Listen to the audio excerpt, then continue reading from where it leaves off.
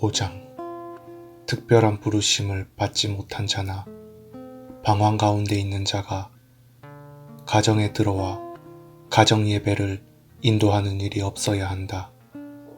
그런 자들은 오류를 가지고 있어 분열을 일으킬 수 있으며 오히려 그러한 것으로 어리석고 불안정한 영혼들을 타락하게 만들 수 있다. 해설입니다. 스코틀랜드 장로교회 총회가 채택한 가정예배 모범의 중요한 특징 가운데 하나는 그것이 장로교회의 정치 원리에 근거해 작성되어 있다는 점입니다.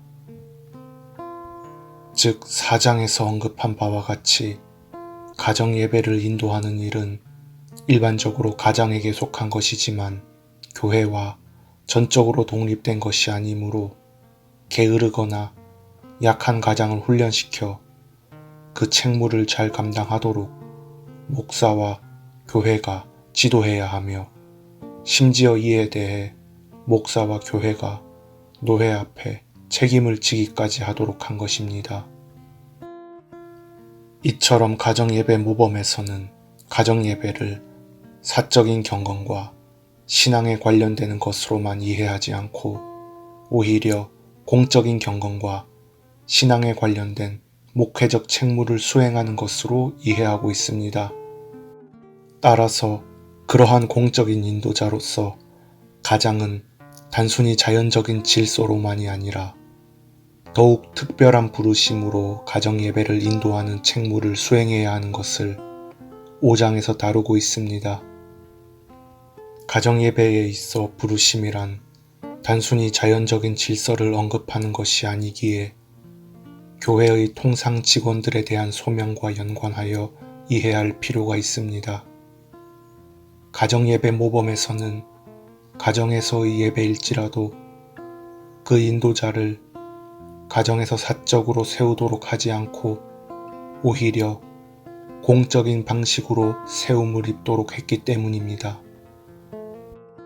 그런데 교회의 통상 직원들에 대한 소명은 국가교회를 지향하는 잉글랜드 교회의 그것과는 다르면서도 교회와 국가 사이의 긴밀한 관계를 설정하는 스코틀랜드 장로교회들의 독특한 특성을 이해해야만 합니다. 왜냐하면 그러한 구별이 제대로 되어 있지 않을 때 자칫 스코틀랜드와 잉글랜드 그리고 아일랜드가 모두 유럽 대륙과는 다른 국가교회적인 에라스투스주의를 추구했다고 오해할 수가 있기 때문입니다. 실제로 로이드 존스는 웨스트민스터 청교도 연구회의에서 강연을 하면서 크로멜을 중심으로 국가교회의 형태를 강하게 형성했다고 잘못 말했습니다.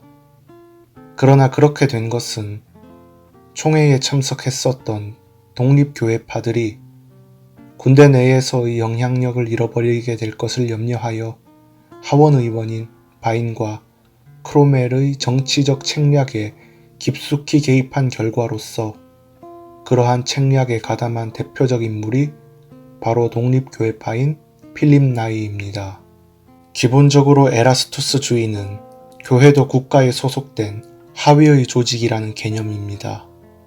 그러므로 교회도 상위에 있는 국가의 수장인 왕의 다스림을 받도록 하는 국가교회의 개념이 성립하게 되는 것인데 그러한 국가교회는 기본적으로 주교제도에 의해 국왕의 통치권이 교회에 미치도록 하는 형태를 취합니다. 또한 그러한 주교제도 가운데서 모든 성직자에 대한 소명과 임직이 이루어지며 주교는 영국의 종교 전반에 걸쳐 실질적인 결정과 판단을 내리는 직무를 수행하는 자로서 세속 권력에 긴밀히 협력하는 위치였습니다.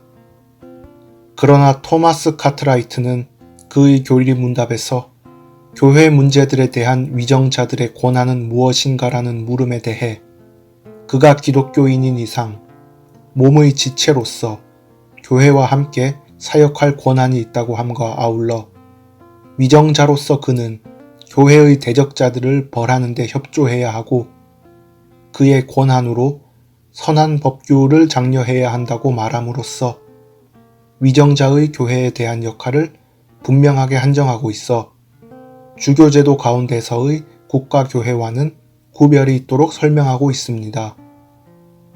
위정자는 교회를 보호하며 바른 신앙을 장려하도록 협력하는 역할을 수행하기 위해 교회와 수평적이고 동역적인 위치로 긴밀히 관계하는 것이지 교회를 통제하고 다스리는 역할을 수행하는 것이 결코 아니라는 것입니다. 따라서 교회의 치리에 관한 전반적인 자치와 아울러 세속 권력의 보호와 협력이 필요하다고 보는 것이 카트라이트를 비롯한 장로 교인들의 입장이었습니다. 한편 가정예배 모범이 스코틀랜드에서 채택될 당시 교회의 치리권 가운데 대표적이라 할 통상 직원들에 대한 소명이 어떠했는지에 대해 비분리파 청교도인 윌리엄 에임스가 1643년에 출간한 The Matter of Theology가 잘 드러내주고 있으므로 이를 살펴볼 필요가 있습니다. 에임스는 통상 직원들과 그들의 설교직에 관하여 진술하고 있는 35장에서 이르기를 통상직에 대한 권한은 일반적으로 인간에 의해 주어지며 그러한 이유로 인해 통상 직원의 소명은 간접적이다. 따라서 교회는 적합하다고 여겨지는 자들을 선택만 할 수 있다. 통상적인 소명에는 적법한 심사가 소명 자체보다 선행되어야 한다고 말합니다. 즉 통상 직원들을 세움에 있어 중요성은 1차적으로 소명 이전에 심사에 의한 선발에 있다는 것입니다. 마찬가지로 가정예배 모범 5장에서 가정예배를 인도할 자를 세움에 있어서도 중요한 것은 자연적인 질서로서의 소명만이 아니라 적합한지의 여부에도 있는 것입니다.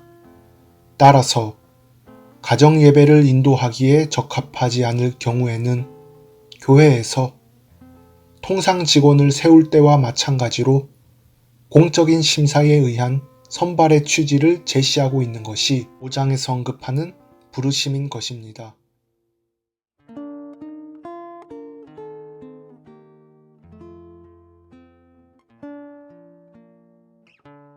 땅의 모든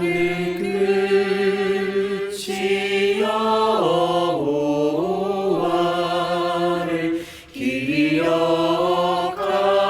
기억하고 돌아오며 열방의 모든 족속이 주의 앞에 경배하리니 나라는 여호와의 것이요 여호와는 열방의 주